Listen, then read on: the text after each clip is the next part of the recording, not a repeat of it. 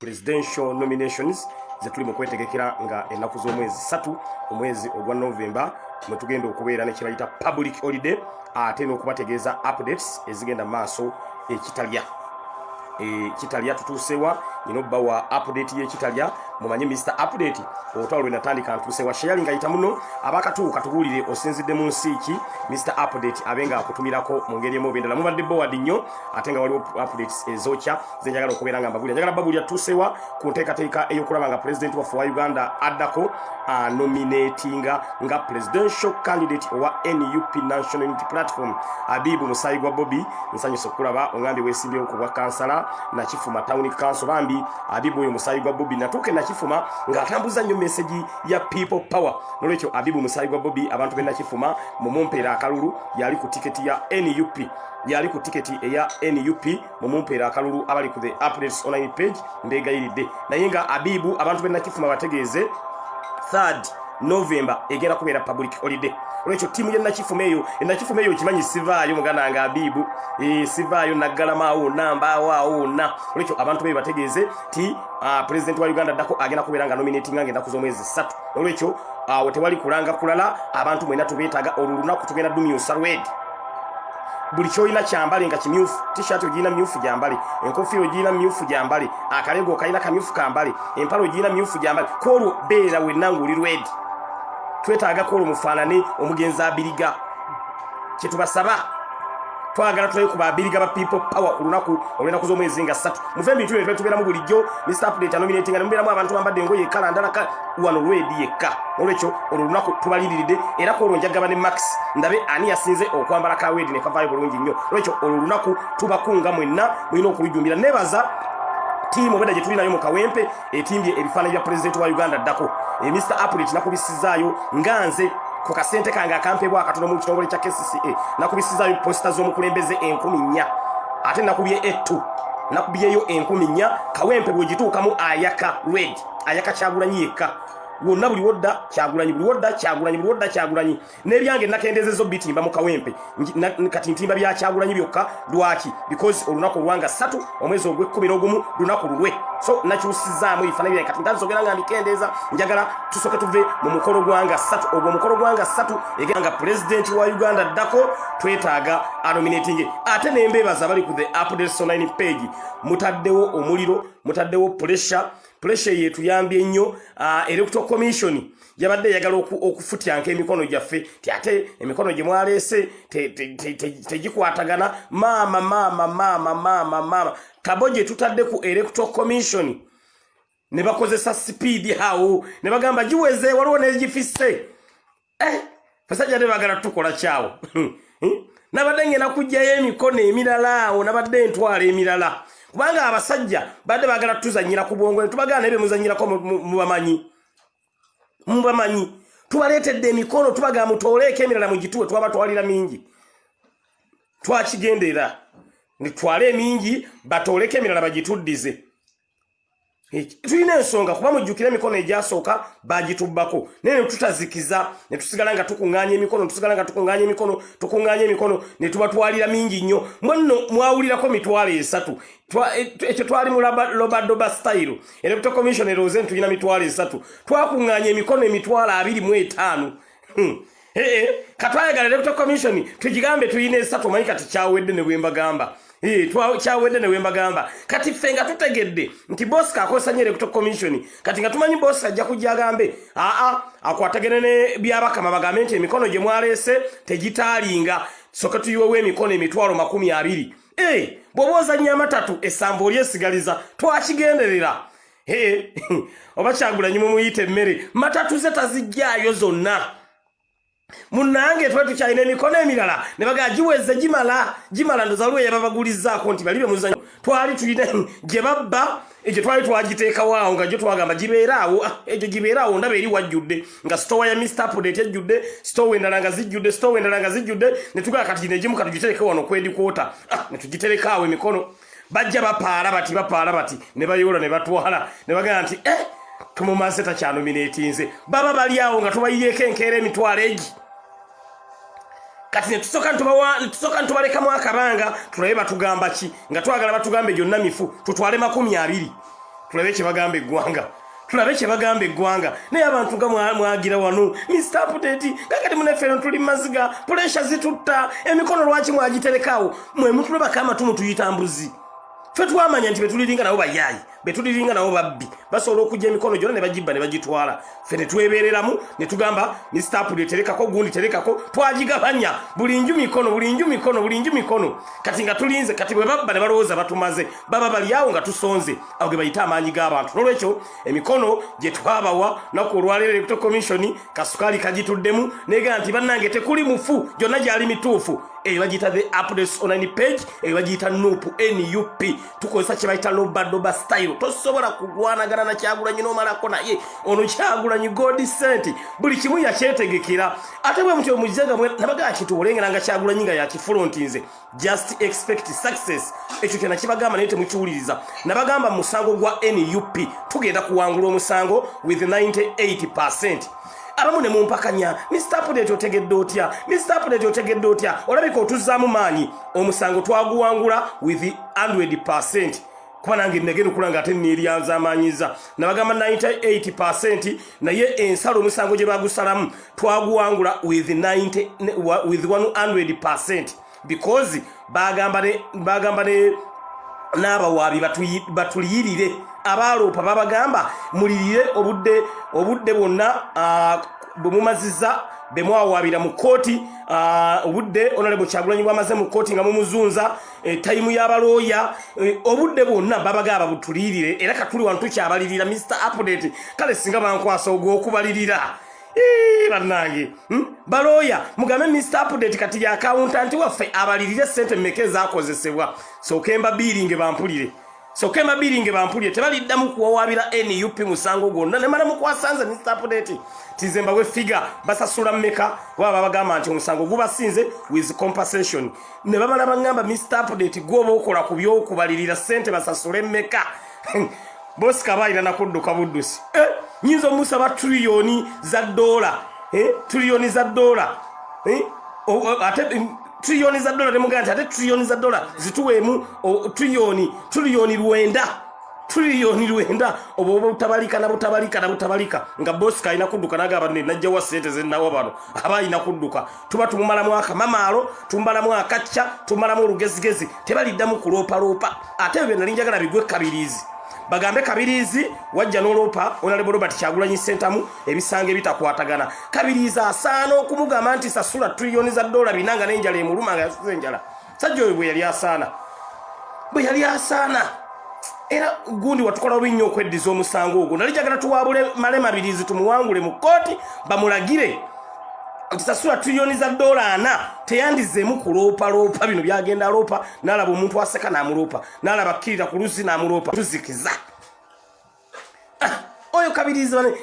bane simanyi nakumanya kale singa ndoopamu baako kyondoopa muganda wange because njagala ndoopa embeeko kye muwangula musabe sente naye aziwulire nga alina nakudduka Uganda ate ne jaddukidde tumunoonyeeyo sebo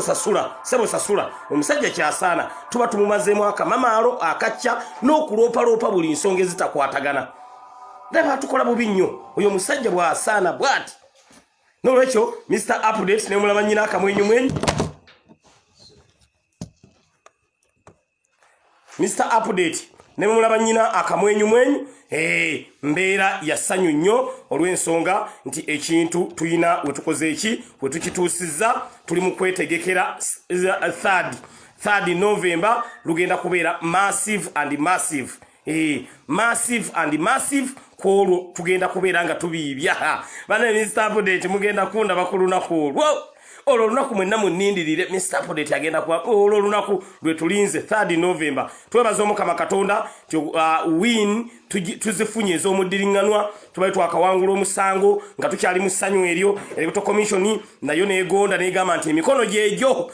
munnange emikono gyejo tubaye tubalinda mudde mwenyonyongoze mugende nti emikono si gyejo tubakubeko emitwalo aga egyo Mr. Update nze badde ngireeta egyo emikono mulyoke muli ekiva mu mpale y'ebiraka never joke with the people power NUP fe twajja tumazeeko NUP tosobola kutuzannyirako n'omalako oyo gwe bayita Kyagulanyi Robert Sentamu bw'atyo eyaffe egenda kubeera blooded revolution misana tuku tuwangule Bosco adduke ndoza mwabyo musajja ategwe musajja gwe bayita simanya afande Sande akulira enkambi ye Kasijjagirwa nkuwoninga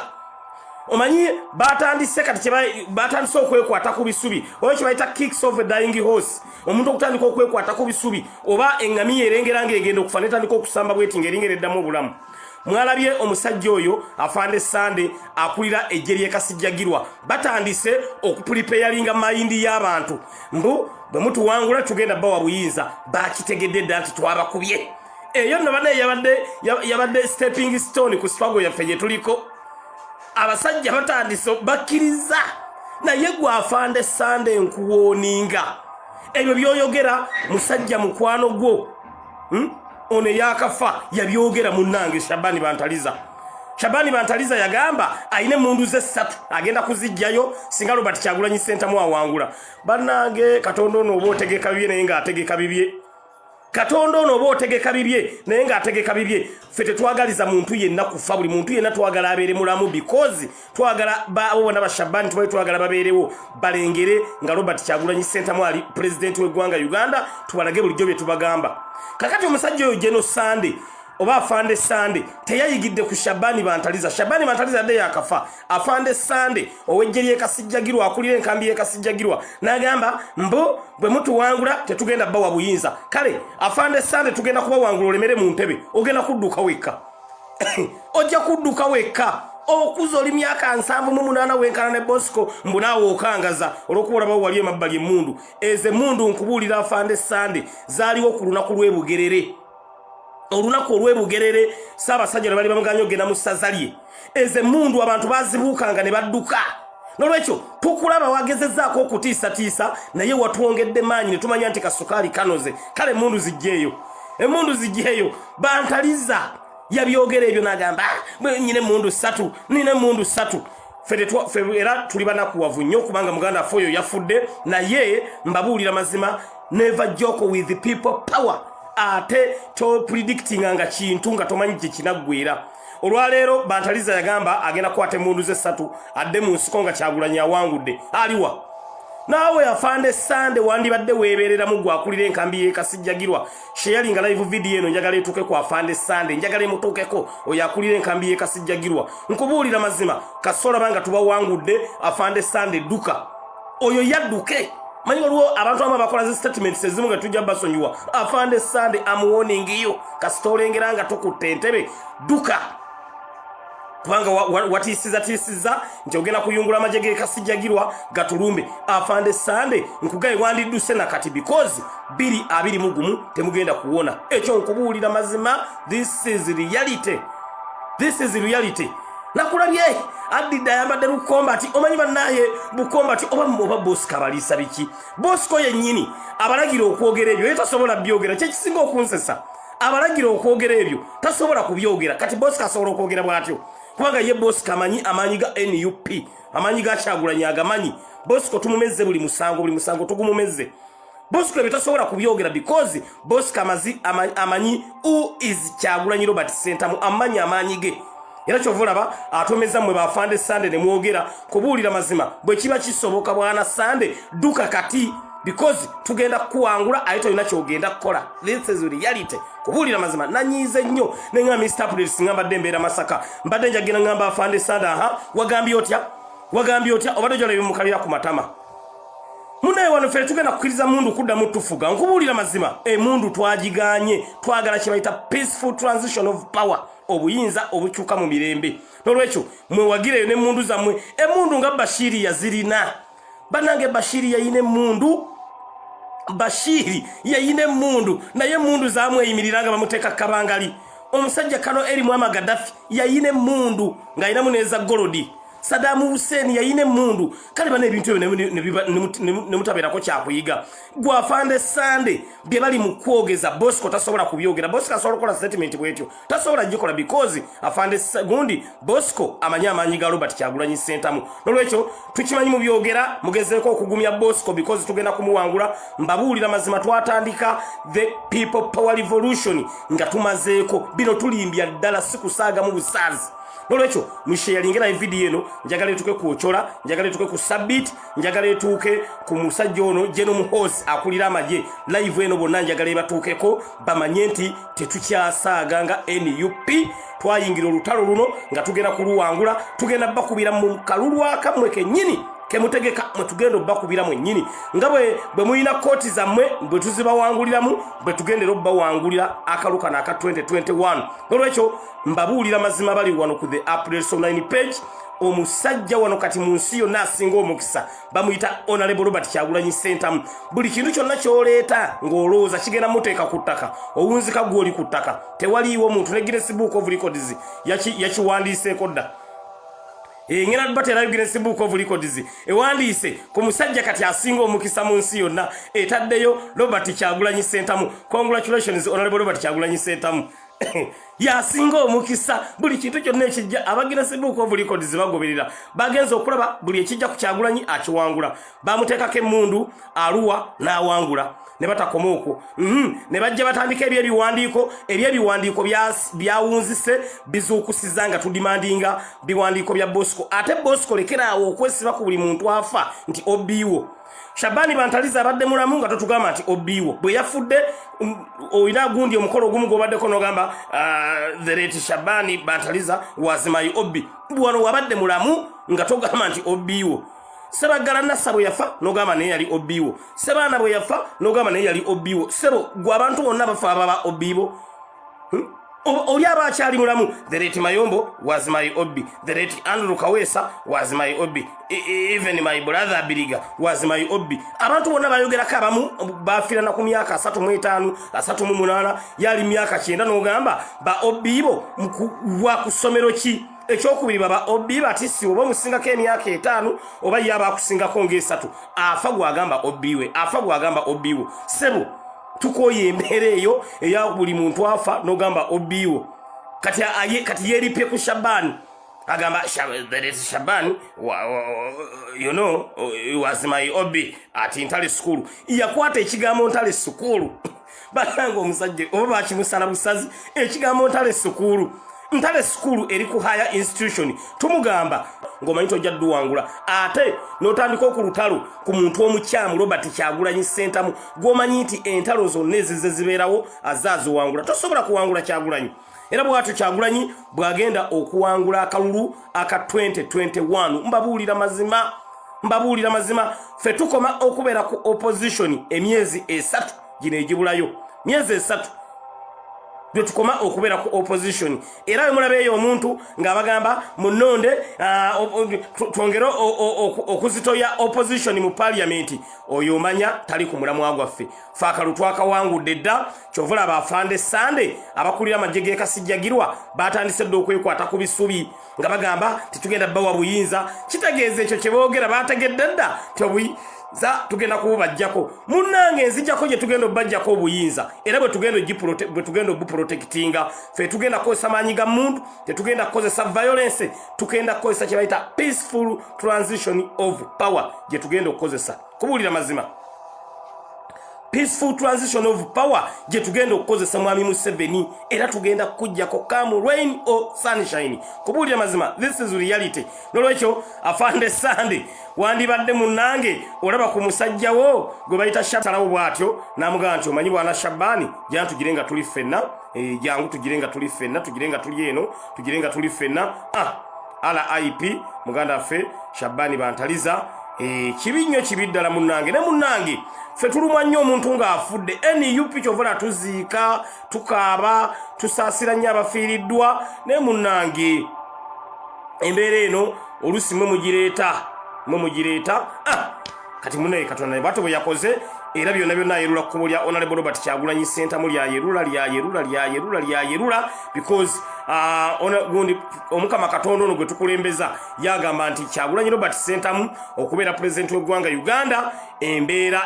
Katonda atandise okwerula ekkubo buli mulabe wa Honorable Robert Kyagulanyi Ssentamu Katonda agenda amwerula because mujjukire Honorable Robert Kyagulanyi Ssentamu talumbangako yadde omuntu n'omu abeerawo ne yeesirikira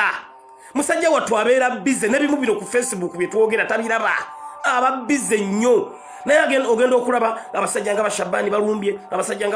balumbye munnange Katonda munne bw'atyo bwe yakikoze ng'alaba eddembe lye tugenda okukozesa ery'okulanga tukyusa obuyinza mu mirembe nga waliwo agenda okugyayo emmundu ze 3 munange emmundu 3 oba yazirekedde Afande Sande ow'amagye g'e Kasijjagirwa ekyo kye simanyi ndowooza Afande Sande ndowooza yazirina emmundu 3 ow'amagye g'e Kasijjagirwa naye muganda wange weekyabidde akalimu obuwuka Afande Sande ffe munaye tugenda kukuteeka buteesi mikono gya Katonda bwe tuti Afande Sande wayingidde mu firing range ffe tugenda kuteeka wa Mukama Katonda ti Afande Sande yagambye bwe tuwangula obukulembeze bw'eggwanga Uganda agenda kutta abantu bonna abamalewo ffe tukwase Katonda tumanyi Katonda ajja kukolako Katonda agenda kukolako Afande Sande nkiddamu ebintu byaffe tukulembeza Katonda agenda kukola ku Afande Sande eyo statement gye yakoze bw'obanga oli mukwano gwa Afande Sande akulira Barracks y'e Kasijjagirwa mugambe akole press conference yeetonde naye saala Mr. Update gye tugenda osalira Afande Sande nga tugamba Katonda wuuyo Afande Sande kyagula tudde mukiwulira banange ebintu bino mutandika okugoberera ebintu ebizze bibeerawo abasajja ba SFC abakuba Yasini Kawuma n'afa Yasini Kawuma yali atudde ku left hand side jukira wano mu Uganda tuvugira ku right kati bo bakuba ku left hand side bali bamanyi Robert Kyagulanyi Ssentamu gy'atudde tulaba nti Katonda yazaakuuma Kyagulanyi era bakuba nga bamanyi bakubye Kyagulanyi Robert Ssentamu era omuntu omwanyumiza eyali Arua mbwe bamala bwe bategeera nti bakubye Kyagulanyi Robert Ssentamu mbu ne beenenyaanenyawo tukubye miss ne Bosco agenda okuva Arua nga amanyi kiwedde bwe yali amanyi naye Katonda ono atali anguzi yakuuma Robert Kyagulanyi Ssentamu n'ayita mu mbeera eyali Arua yensonga lwaki omusajja ayitibwa omugenzi Yasini Kawuma tujja genda maaso n'omukungubagira tujja genda maaso n'okutambula ne family ye kyovula Mr. Update buli kenywezaawo nga ngende wa family ya Yasini Kawuma because yafiirira struggle yafiirira president waffe nolwekyo Yasini Kawuma oyo muzira waffe era bwe tuba twambadde engule be bantu abamu betugenda okuwanga emidaali ejja ddala nga tumanyi ti abo baayimirirawo mu struggle yaffe ne bafiiririra president waffe mbabuli amazima tetujja beerabira Rita Nabukenya tetujja mwerabira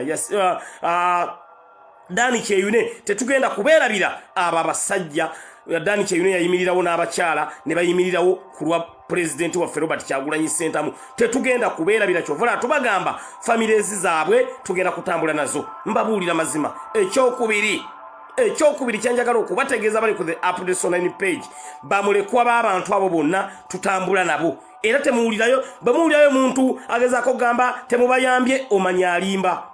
omanyi gavumenti egezaako nnyo okwagala okukola kye bayita divide and rule family ya Yasini Kawuma eri happy family ya Rita Nabukenya eri happy family ya Dani Kyeyune eri happy family ya Dani Kyeyune okumanya eri happy ne Dani Kyeyune magombe gyali atebenkedde mukyala Dani Kyeyune tebamutwala mu vetting eyo yali order from above president yagamba mukyala Dani Kyeyune temumutwala na mu vetting mumuwe tiketi awangula akalulu kenankulabye mukyala Dani Kyeyune asobole okulabirira abaana omanyi kitegeeza ekyo oyo teyagenda na mu vetting mukyala Dani Kyeyune because bawe yafiira mu struggle era president wa Uganda ddako Robert Kyagulanyi Ssentamu nkwebaza wagamba nedda oyo mukyala tagenda mu vetting eye yaggwadda wagamba vetting eyo mukyala Dani Kyeyune yaggwadda eyo yaggwadda bawe yafa eyo yali vetting etayinza kuzzikawo tosobola kuzzabula mbwa muntu n'ogamba omukyala oyo bamuwe tiketi era ne bamuwa tiketi Mr. Update nga mumanyi neŋŋenda kyennakola nenoonyeza mukyala Dani Kyeyune ebipande ne tumunoonyeza essente z'okukozesa mu campaign era ali financially stable ayina ebipande ayina t-shirt ayina buli kimu era musanze Lubaga naŋŋamba Mr. Update abantu b'oku page yo banneebalize beebale nnyo beebalire ddala omulimu gwe baakola okumpa ebipande nali sina bipande namugamba tujja kutambula naawe ebbanga lyonna nolwekyo president wa Uganda dako thank you so much tusaba Allah kusasule musera okuyimirira ne family ya mugenzi Dani Kyeyune mukyala we ali happy nnyo ne family omukyala bambi yangamba segirinya bwokolangayo ka live webaze president bambi yali atidde yalina bagenda muga kamyufu ate vetting ate biki no oyo ye vetting yali yakolwa da this is reality jengezako bagamba nolwekyo president wa Uganda dako thank you so much eyo family yo yagwa kubanga twagala omukyalo yalabirira abaana babere mu mbeere nnungi era musanyufu nnyo eri NUP kyala Dani Kyeyune era nsaba abantu bennankulabye omukyalo oyo mumumpeera akalu era njagenda nkanoonye Mr Update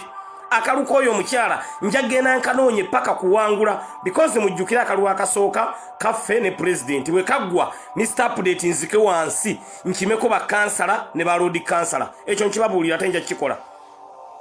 kikola kya Dani Kyeyune ayina okugenda mu kanso eyerubaga ateese ateeka empowerment kana afunanga ya katono abenga asobola okubeera nga labirira abaana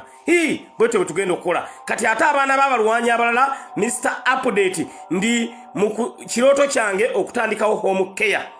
care eyo twagala tugiteekemu abaana balita Nabukenya abaana ba Dani Kyeyune mama wabwe wanabanga yagadde tubeere nabo abaana ba Yasini Sekamwa abaana ba Mutyabule bonna abaana eyo home care Mr Update eri mu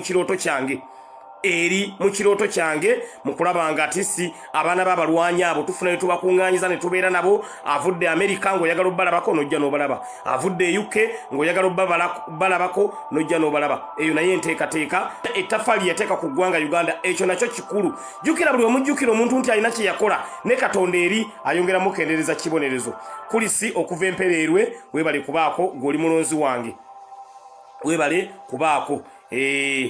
ani angambye Mr Update nalwe isongambye Mr Update ndi musomesa era nja kujja abaana abo mbayambeko amina nja kuba neetaaga abasomesa tutandise home care ebyo biri mu nnaku zange 10 ezigenda osooka nga nfuuse member wa parliament owa Kawempe North twetaaga abasomesa twetaaga abasawo mu home care yaffe twetaaga abagenda okubeera nga muzanyisa abaana bano mu basomesa ebyemikono ebyaki twetaaga abaana abo bakule n'abagenda osomesa nga abaana abo empisa ate twagala abaana abo bakulire mu kitiibwa ekyekika ekya waggulu nolwekyo munsabire Mr Update mpangule ekifo kino ekyobaka wa parliament nyina endowooza nyingi nnyo nyina plans nyingi nnyo okulanga mbaako ettaffaali lyenteeka ku ggwanga Uganda because president twagala mumenya Honorable Robert Kyagulanyi Ssentamu agenda kubeera president feno ng'ate ebirala Ssegirinya bwe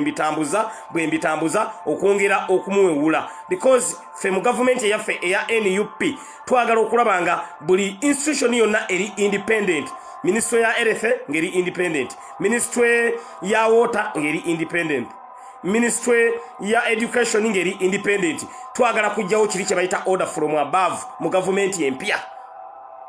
twagala ebyo bijjawo nti president gwe basooka okwebuuzaako nti wano mu health tukole tutya mu education tukole tutya mu government eya NUP empya ezo institutions zigenda kubeera independent olwalero kamba w'ekyokulabirako mwenna kyemulaba vice president w'eggwanga Uganda mwami sekandi okimanyi ne bwakuba essimu ku polisi ye Wandegeya nga bakutte omusibe wa Aido and disorderly DP Sagano Muta because talina buyinza musajja wattu wali awo atambula butambuzi bwati gwokimanyi abaana abali mu P3 P4 P5 P6 ne P7 osobola babuuza vice president w'eggwanga Uganda nga tebamumanyi because Mwai Museveni akuwa ekifo ate obuyinza n'abuyesigaliza ffe mu government eyaffe ya NUP institution zigenda kubeera independent nga zeemalirira nga tesooka kubira president simu nedda obuyinza president bwe yabawa nga bwe batambulirako mbabuulira mazima eyo ye government empya gye twogerako eya NUP ne balagira mugende musawo amalagala g'embizzi oba okiraba Maisisa Rebecca agambye agenda kikolako mumukubira embugalo mukuba obugala agambye agenda kikwatako ko Kimutyaba Joseph nsanyuso kulaba webale kujja bambi abaana abo bakaabya amaziga mu kusooka walinga nakabajjayo ne banga Ssegirinya nze bampita Shadia niyo manyo okunkeeza ne bampa oluso ngene nsawa amalagala g'embizzi banange ekintu ekyo kiruma nolwekyo abantu b'ekigo mugenderere nammwe omuntu muwe ebibonerezo nga bigendedde naye omuwala gwe bayita Shadia mubadde mukeera ku makya ne mumuwa oluso nti agenda asaawe amalagala g'embizzi kanu imagini munagana ate engeri gye babalagira okugenda okusaawa amalagala g'embizzi waliyo amazzi nga bagamba bw'ogenda eyo nobbira bw'otavaayo ffe tetusikaayo muntu mukateebe eri gye babalagira bagende basaawa amalagala g'embizzi za prison kanu imagini mwana omusiraamu n'omulagira ekintu bwe kityo kikyamu mbabuulira mazima abaana abatalina musango bwe baleetaawo ku bwereere Seggirinya ne mugamba Dennis tetotya ensonga ngikolako Dennis tetotya ensonga ngikolako ze natwala ku UCC polisi n'enkwata ngenda okugenda mu kooti ya KCCA ku charge sheet nga kuliko mbu ng'omulamuzi ansomera reckless driving nange bwe navaayo mu kkomera nenzirayo ku gundi ku City Hall neŋŋamba anti reckless driving kati bampe kye nnali nvuga ekyo nnali nvuga nkinonye kuba tosobola ga reckless driving omuntu ayinza okuba nga alina kye yali avuga enembaga nti kye nnali nvuga kye nnonye oba mmotoka oba gaali oba kigaali oba pikipiki gye mba mumpa ne beebuzaabuzaawo sabo reckless driving bane Uganda wetu sekyo twagibaddemu nejja mu shidi gy'ensonga lwaki abaana abamu tetwabasobodde bajjayo jjo olw'ensonga twatuuse ku ekigo ng'obudde buzibye wali ku Ministry ya Justice babatuuzaawo tebabafaako kyokka muleese receipt musasudde muyina release warrant nene bagamba musooke mubeeraawo buli mwana 42 ziriko receipt kyekirungi kyazo ziriko receipt Leimondile age Mr. Update kamba weyo bambi webale nnyo Leimondile agambye omwana yenna ne bojjayo babiri bojjayo basatu kitukolera nnyo ate kino nabadde nsabye ne baganda baffe betukola nabo zi live tibambi nammwe bamukoze live mbegayiridde mwogere ku baana bano kolayo ka live ne bw'osonderayo babiri oba okoze ne munaye mwagambye Mr. Update ekyo gwe tukirekedde temukirekera nze tukitambulireza ssente wanedda nga muziwa abantu zigwa mu mikono mikyamu abantu nga tebayamba bantu oba okiraba bantu nga tebayamba bantu ne mugamba nti katufunye Mr. Update waffe muganda waffe ange Mr. Update kankuweyo ebipande bambi thank you so much Abdul Nassa Sendege yansaba Allah akusasule mu musera Leimondile Katonda akuwe akusasule mu musera thank you so much ebipande bituuse munange ne tukyusaamu ne tugamba abantu bayina okulabako ola mwagula emmere mu COVID-19 ne mugulira abantu tani z'emmere zaali 15 nkyazina mu likodi zange Mr. Update eyo emmere gye mwagula era nayo nga ngitwalira ku live ambulance ngenda giteekamu zimama kit mukiwulira ngenda ziteekamu zimama kits nga mweziri nga mbe ntekamu mama kits zange nga 2 buli ambulance mama ogenda kuzaala nga tukwasa mama kit yo nga tukutwala mu ddwaliro nga onebikozesebwa byonna ng'obiina ate bw'omala okuzaala ambulance ng'ekuzzeeka Mr. Update ezo ze plans zange zennyina singamba nnondeddwa nga omubaka wa parliament w'ekitundu kya Kawempe North eyo plani yange ndi mutwe eya ambulance biri kwama omukyala atukate okugenda mu ddwaliro azaale mu ddwaliro ne musaba wuzi ne musaba akaveera ne musaba iki ebyo na mu ambulance bigenda kubaamu ate ambulance ezo ngenda ziteekamu ba standby doctors zibeeremu oxygen zibeeremu buli kintu kyonna nga accident bwegwewantugeza in case ambulance yaffe ngeddukawo nga omuntu oyo afuna first aid gwokimanyi omuntu asobola okufa naye nga first aid yokka gyatafunye nga first aid yereese obuzibu omuntu n'abafaako awo Namiro webale nnyo webalire ddala Namiro webale nnyo webalire ddala omuntu n'abafaako awo olwabutabera na first aid omuntu asobola ovaamu omusaayi ne gumugwamu ng'abantu bamukungaaniddeko bukungaaniza bagamba mukubire poliisi ne babeerawo mukubire poliisi ng'omuntu oyo mbanga mujje ku siini ne mumuddusa n'afuna ne first aid ng'asobola okuwona naye wano mu Uganda omuntu afa ng'abantu balaba bali awo abamu bwe bakuba ebifaananyi abamu ne batula ne beekubisa ne kuba nabafunye accident ebifaananyi kakube selfie n'akuba selfie muffe kyottaasa omuntu kyekiri e Uganda abazima ga Katonda mu ggulu kyekiri e Uganda byenjagala Mr. Update okumalawo omuntu afuna accident but standby doctor baberamu omwo ne bamukolako nasoka nafuna medication yene esooka nga tanatwalibwa mu ddwaliro omusayi gumuvaamu mungi ne bamusiba kati mulaba mwanyinaffe Lita Nabukenya accident yagwawo nga patrol mutomedde patrol be malo mutomera navaamu omusayi mungi nnyo bagenda mutuusa emulago ng'omusayi gumuweddemu ng'alina kufa naye singa Lita Nabukenya yafuna aid omusayi ogwo gwali gufuluma ku mutwe ne bagusiba omusayi ne gutafuluma osanga Lita Nabukenya yandibayita tufaako ne Lita Nabukenya yafa due to lack of first aid tewaliwo first aid esobola kubeera ng'ekolaki emutaasa nolwekyo ensonga eyo nkulu nnyo ku Mr. Update eya ambulance ng'ate zirimu buli kintu kyonna ekyetaagisa era ekyo nkibabuulira Mr. Update ngenda kukikola mu Uganda empya ezo ambulance nnya ambulance ezenya zonna ngenda ziteekako ebifaananyi bya president wange owa Uganda ddako Robert Kyagulanyi Ssentamu ngenda zibulandinga Bobi Wine nga buli weziyita buli muntu ategeera nti maanyi g'abantu ezo ambulance tegenda kubako kifaananyi kyange kugenda kubako bifaananyi bya president wa Uganda ddako Honorable Robert Kyagulanyi Ssentamu ate nga tezibeera mu constituency yange ya Kawempe North yokka zigenda kuba zitambula Kampala district zigenda e Masaka zigenda e Mbale zigenda Arua ofiiriddwa omuntu wo tumuvugira bwereere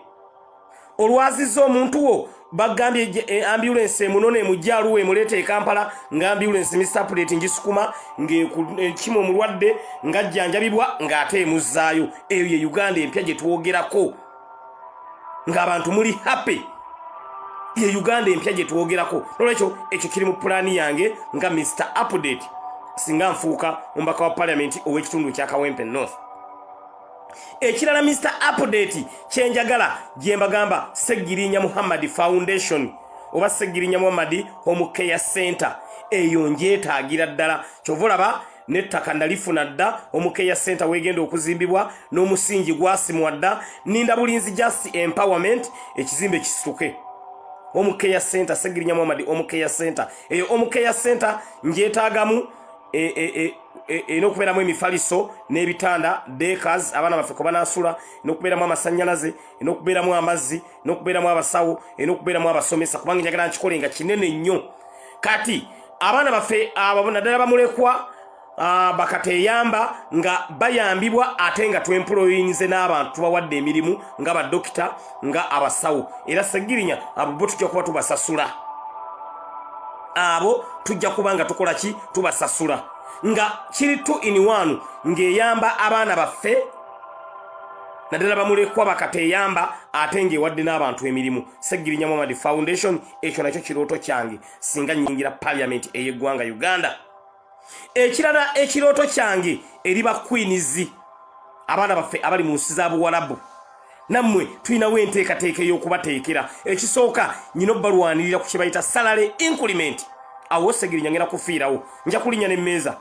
kuba Queens abaana bali mu nsi za Buwarabu mbeetaaga ku miliyoni 2.5 salary scale y'abaana abali mu nsi za Buwarabu egerekerwa mu parliament nga Ministry ya Labor ne Ministry ya Foreign Affairs zegasse naye eyo motion walina okuba wagireeta ku floor ya parliament olwaleero nalwana ekintu ekyo kigere ku floor ya parliament kyagaana tebakikolangako Segirinya kanneeyingirireyo